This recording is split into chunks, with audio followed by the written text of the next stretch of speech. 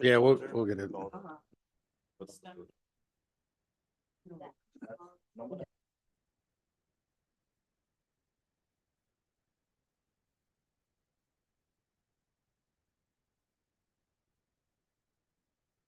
All right, guys, good evening. We're gonna go ahead and get started. Special meeting of the Board of Trustees of Harlandale ISD will be held today, June 5th, 2024. It is now 6:15 here at Central Office PDC time. We're gonna go ahead and call the meeting to order. We'll do the roll call and recording of board members present, please.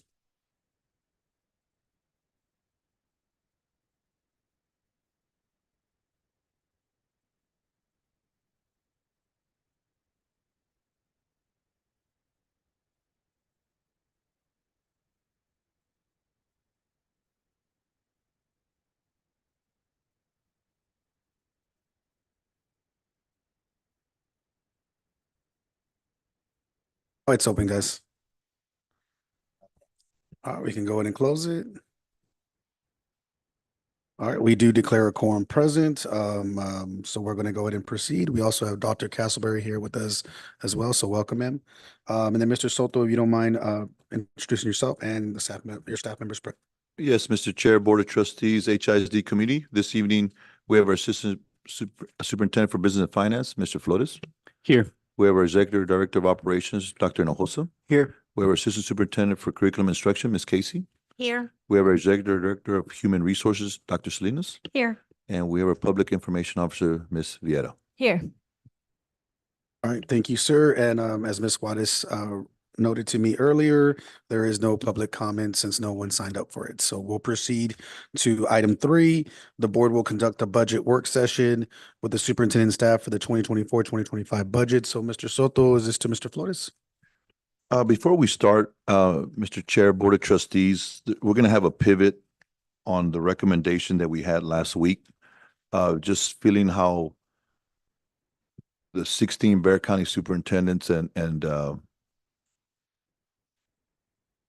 the compensation that we had presented last week, I think we need to pivot and adjust some of those compensation numbers. And so that will be presented by Mr. Flores right now, and the impact to our 5-year projections.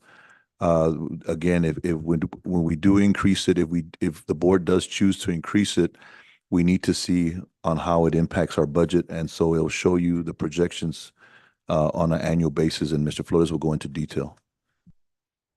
All right, thank you, sir. And Mr. Flores, when you're ready to proceed, please.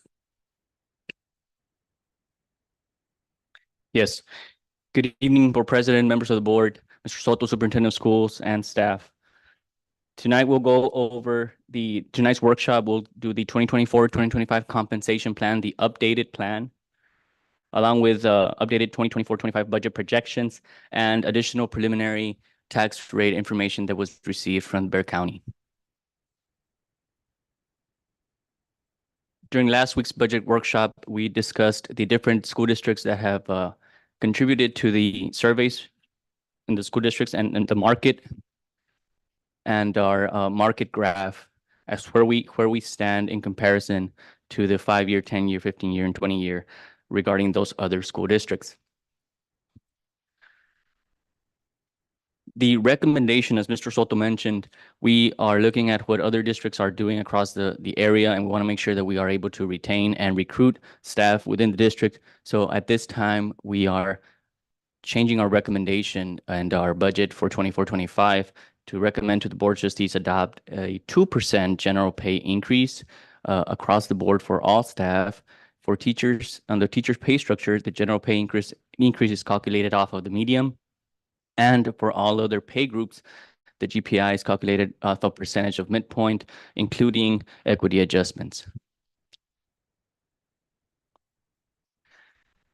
This slide right here, which is slide number 6 of your presentation that you have there, shows the new teacher pay scale that was presented to you last week on the left-hand side, and it shows the new one on the right-hand side, which would bring teachers at a starting pay of $59,025. It also has that 2% increase, and off of the median, each teacher would get approximately $1,275. And just a reminder, this is a two-part recommendation. So I'll go on to the next piece in a little bit on the ESSER stipend that was discussed last week as well.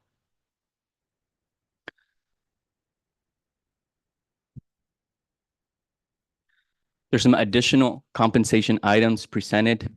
So we wanted to just remind the board and the community, our employees as well, on the increase that for the employer portion of health insurance benefit that was board approved in February of this year. So we took the contribution from 350 to 410 for an additional cost to the general fund of $740,000. That is already included in the projection that's being presented. Now, just to confirm, this is on the employer contribution versus putting it out on the employee's cost. So instead of putting it to adding the premiums to the employees, we added on the district share. Excuse me. Yes. And this will be effective. This was effective February. So it's already included in, we've made the adjustment for the current year, but it's included for the new fiscal year as well. Mr. Chair. Yes, sir. Go And ahead. Dr. Salinas working with our self-funded insurance. This rate that we just increased, it'll stay all the way up to January. It's an annual, not school year, but it's an annual. That is, sorry. Yes, that is correct. It's not a school year, it's a calendar year. In addition, we also presented the recruitment retention stipend to be paid on or before August 31st of this coming school year of $1,000. So the impact percentage is there ranging from 0.6% to 6.83% of someone's salary in the different categories. So this is in addition to the 2% that's being recommended as a general pay increase. 2.5% increase in ADA. This was discussed during the work session as well to make sure that to bring it back in 2024, 2025 for campuses who increase their average daily attendance by 2.5% or more for each employee to receive a $500 stipend in July of 2025. So that is being recommended. In addition, if we have an addition $500 stipend for campuses who meet the percentage and who have the highest increase in growth wise. So increase as the highest percentage of growth. Go ahead, Mr. And Ms. Mariana will be presenting Board of Trustees the actual some data that we did get from our campuses on how they improved. Majority of the campuses did improve with the percentage wise. We had about two that were really close on almost reaching this stipend. But that data will be shared at the regular board meeting. And then the next one will be Dr. Salinas.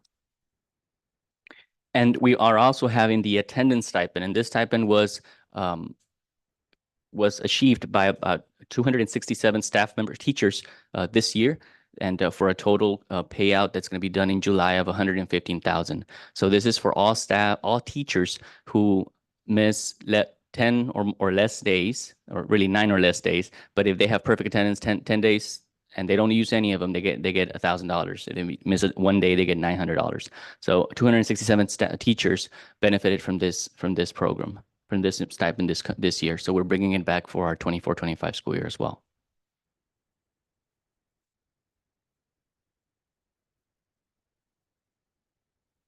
Okay. There it is. The eligibility guidelines were also mentioned during last week's work session. So we wanted to make sure that we put these here for you.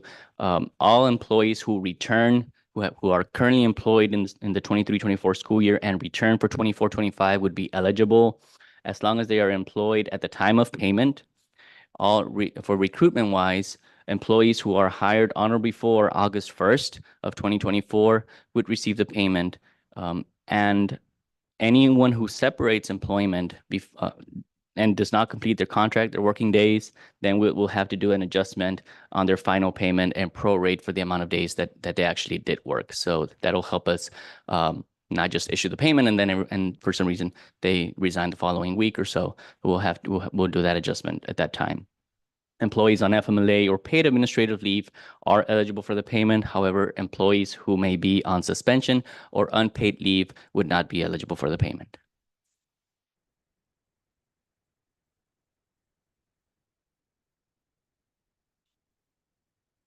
So budget projections for the 24-25 school year, I've included additional information that was not in there last week on the different funds that you will be seeing the day of the budget work session, which is next week, or the really the board meeting work session, and then for the actual budget adoption. The Child Nutrition Fund, we're looking at revenues and expenditures of approximately $14,195,571.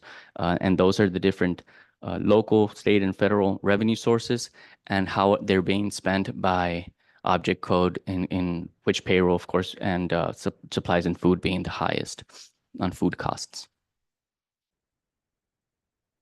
On the general fund, the adjustment has been made to show the 2% general pay increase, and this would impact the general fund to have a total expenditure of $139,837,535 with a projected deficit of $10,869,015 at this time. Mr. Flores, Mr. Chair? There was a question, is that check that they're going to get, the retention stipend check in August, the rationale, we kind of spoke about it last week about not getting them in December, right? And part of the reason is if we ended up holding it to December, our budget deficit would be not 10,800,000, but usually it's almost about $1 million, 1.1. We would be showing a projected budget of probably almost $12 million. -12, correct, sir. So the stipend, or I'm sorry, the grant closes September 30th, so we need to spend the funds prior to. If we did it in December, then basically we would have to reclassify some of the additional costs added to the fund balance, but then where do we take the funds to pay it out of December? It would come from fund balance, basically projecting a bigger deficit. So basically, the retention stipend is going to be Dr. Salinas, early holiday stipend, retention stipend, right? Is that what we're going to classify it? Did you come up with a verbiage, or did you miss the homework assignment, man? We're doing it in August. If we do it in, we talked about a holiday stipend, Holiday stipend, but yes. And early. early back to school. That's right. Early back to school, yeah. You'll also be seeing during budget adoption our debt service, and we're looking at this is for our bond payment schedules. We're looking at revenues of 17.9 million and expenses of 17.9 million as well for a balanced budget for our debt service fund. So this is a summary of all funds and totals of projected revenues of 161,157,000 and expenditures of 172,026,000. In addition to these three funds, you will also be seeing our facility assessment fund and the bequest fund. So those two will be added to the final budget adoption on the 17th.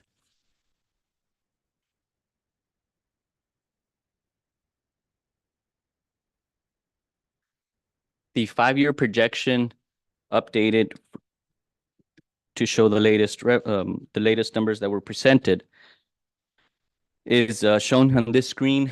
It would basically, what we've done is we've changed the amount that planned reduction or increases in revenues to 2.7 million across the board, starting in 2024, 2025, to have a balanced budget at the end of the 2028 fiscal year, with a projected increase of $30,000 at that time.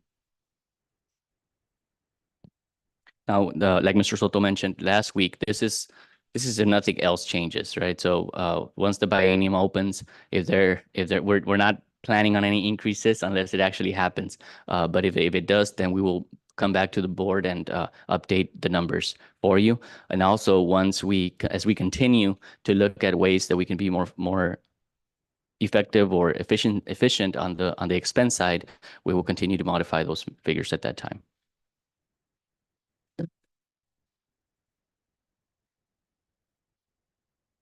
I guess if you want to, Mr. Flores, if there's any questions, comments, concerns, or clarifications needed prior to us moving on to the tax rolls and notice of public hearing. I have a question. Yes, Ms. Ortiz. And maybe it's somebody else that's going to address it. I'd like to find out, it says we had a current year of 267 teachers that qualified for a total of 115 $1,700 for the attendance stipend. In comparison to last year, how are we doing? Or even the year before? I mean, are we doing better with attendance? And is this only for teaching staff? Great question, Mr. Ortiz. These are for our teachers. This is a teacher attendance incentive, and so they get 10 days. And the 10 days that every day they use, they lose $100, right? And so that was more for teacher attendance. The one that Ms. Mariana is going to speak about, she'll be showing you the increases of ADA, right? The student attendance, and that will be reported, shared out during our regular board meeting.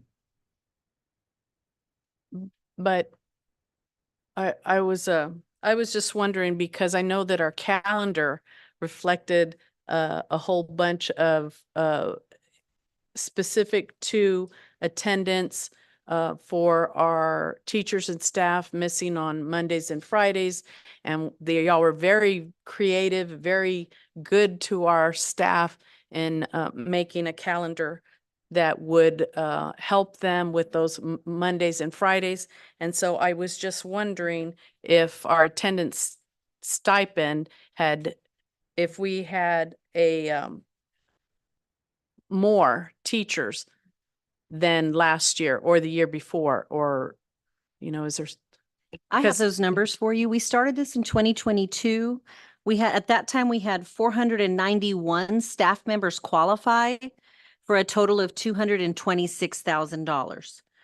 Last year in 2023, we had 373 staff members qualify for a total of $160,150. And this year, as we stated, we had, I know you have it in your PowerPoint, but I'm looking at the Excel. Right, 267 for a total of $115,700. So the other years we have more and we may have paid less, but again, it depends on if they missed more days or were present more days. So more people got $1,000 or more people got $100, just based on how many days they missed. But it does come out to be about 25% of teachers of record.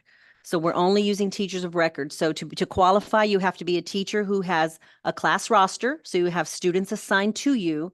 You actually take attendance for those students, and you actually have to input grades for those students.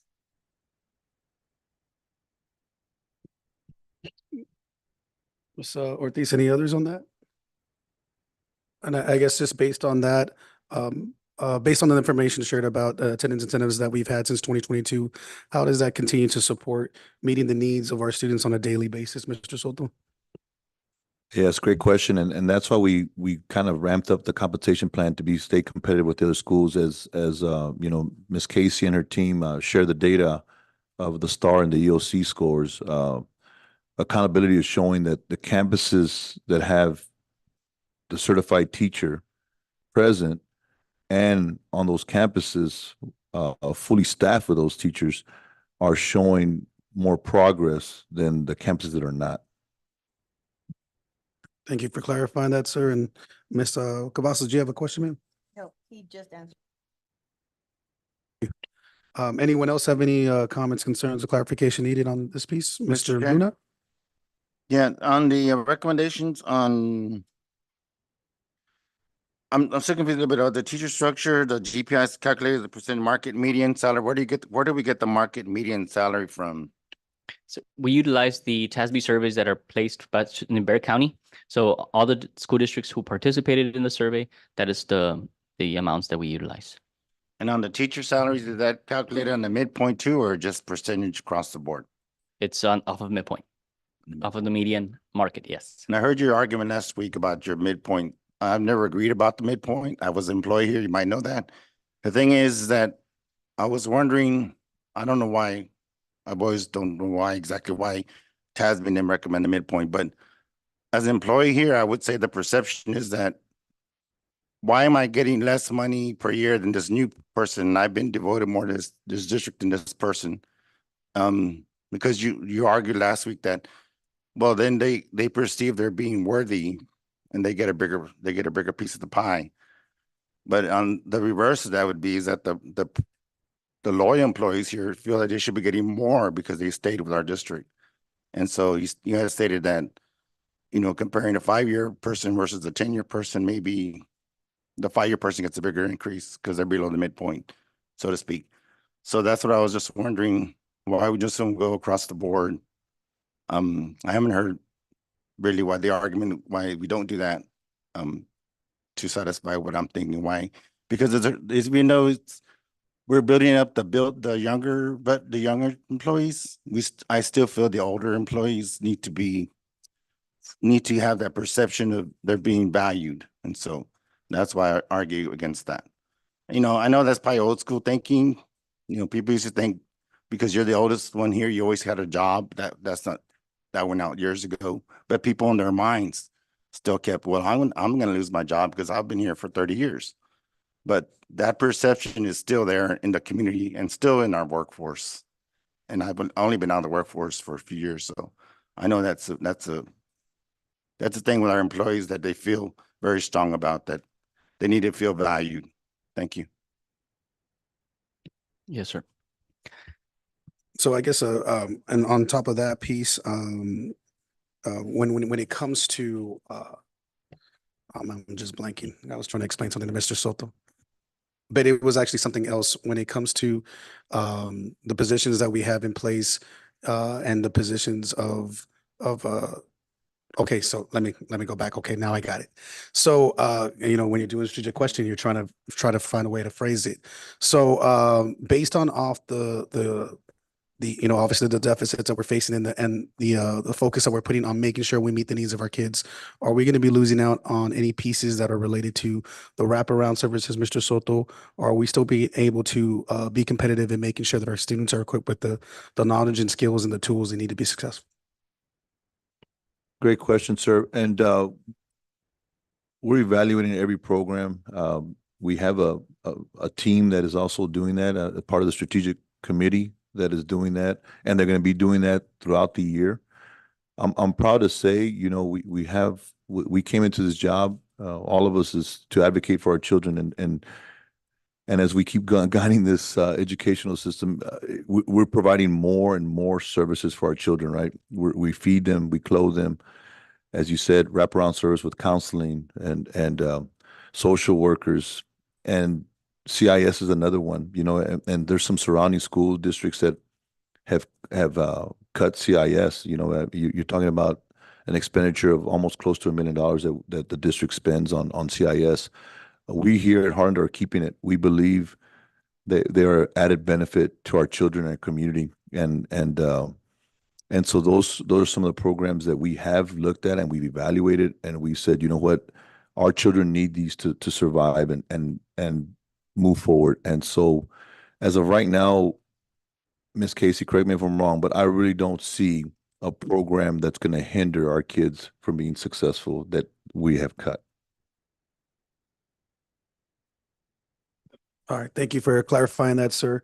And I think kind of just referencing back to what Mr. Luna said, I think the justification was based on the total percentage of the compensation package that they would receive, versus, you know, the median, because I know that kind of confuses some folks in regards to how much are they really getting in hand. Is it the dollar amount per paycheck, or is it the potential of having more cash in hand at a kind of a balloon payment versus, you know, the increment payment? So I don't know, Mr. Soto, if you're able to kind of provide more insight into how the rationale was provided to support the student success with the compensation for our staff. Yeah, thank you for the comment, Mr. Luna. And just to elaborate on what Mr. Moreno is saying, is majority, if you remember, Mr. Luna, if you're retrospecting on when you were an educator, were you ever on the midpoint?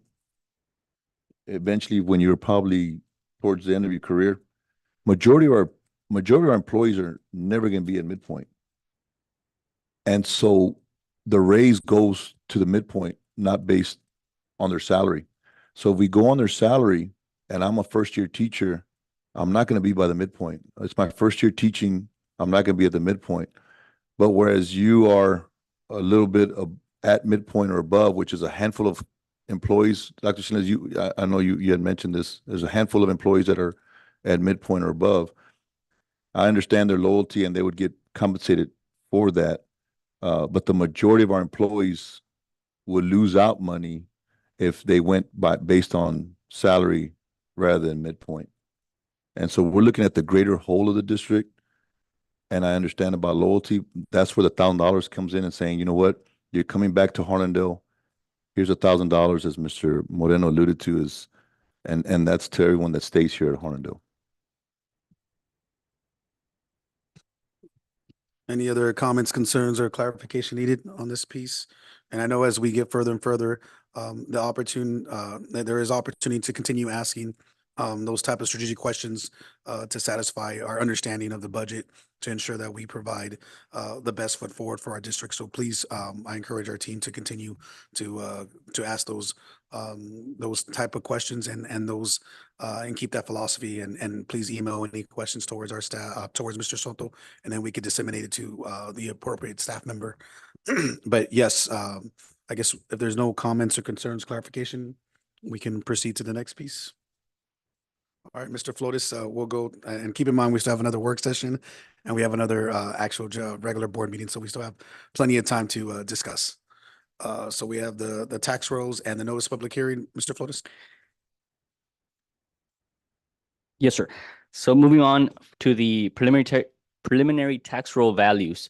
Last week, we presented the certified values as of February 15th of this year for the current year. And I also showed the preliminary values as of April 28th, which showed an overall increase of 5.68%. We did receive updated information from Bexar County on May 31st, and that is this screen right here that shows our updated preliminary values with a slight decrease from 5.68 to 5.57. So still a substantial increase in our preliminary values. We're looking at receiving the certified late July, right around July 25th. And we do anticipate having additional information from Bexar County here in June, and then of course in July as they finalize their appeal process. The notice of public hearing would be published tomorrow to meet the 10-day requirement for the June 17th board meeting to adopt the budget. So we are having the proposed tax rate being published on the M&O side at 0.7575 and the INS side at 0.50 for a total tax rate of $1.2575. These proposed rates have no change to the current 23-24 board-approved tax rate. Now, in August, once we receive the certified values and we receive the maximum compressed rate from the state, the M&O side may change. However, we don't anticipate that it would go higher than what we cannot adopt a budget that's higher than what's already published. So that's why we're publishing the current rate as well. All right. So as part of the next item is to approve this publication. All right, thank you, Mr. Flotis. Any comments, concerns, or clarification needed on the public hearing and proposed tax rate presented by Mr. Flotis? No? Would someone like Thank to you. make a motion?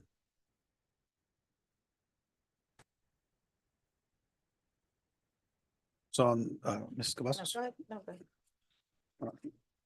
So on this piece right here, Mr. Flotis, just to clarify, and Mr. Resendez, maybe you guys can provide that guidance.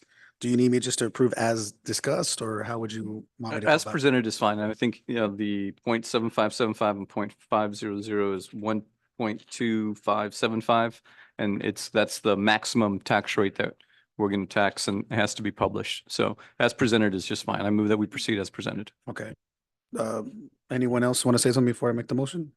Okay, so I'm going to go ahead and make a motion to approve the proposed 2024 tax rate, which will be published in a notice required by current law under section 44.04 of the Texas Education Code as presented. Do we have a second? Mr. Chair, I'll second. All right, it's second by Ms. Ortiz. Ms. Reese, sorry. I was just looking at you right there. So I apologize, Ms. Reese. And so do we have any comments, concerns, or clarification prior? No, so we'll go ahead and call for the vote, please.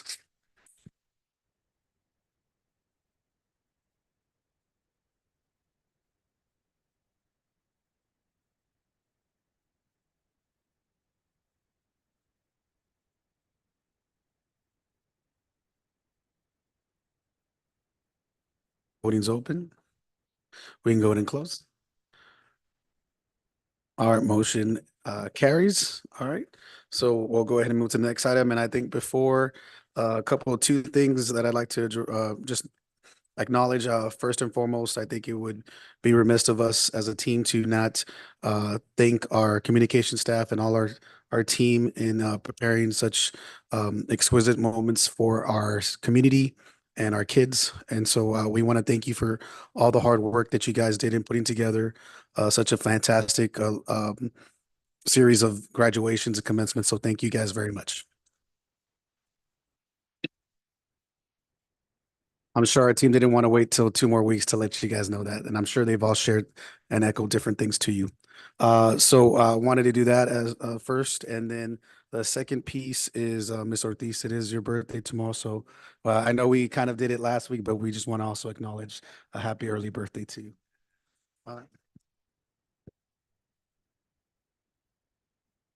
And so I guess we can go ahead and proceed unless someone would like to say something else, but we can go ahead and proceed to make a motion to adjourn. Anyone? Well, Yes, Ms. Ortiz?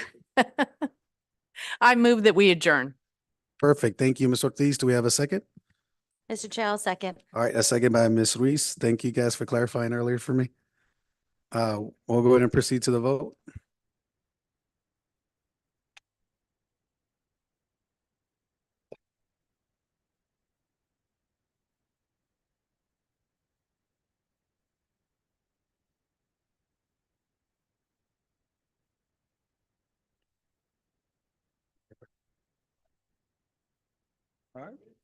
All right, we can go ahead and close the vote.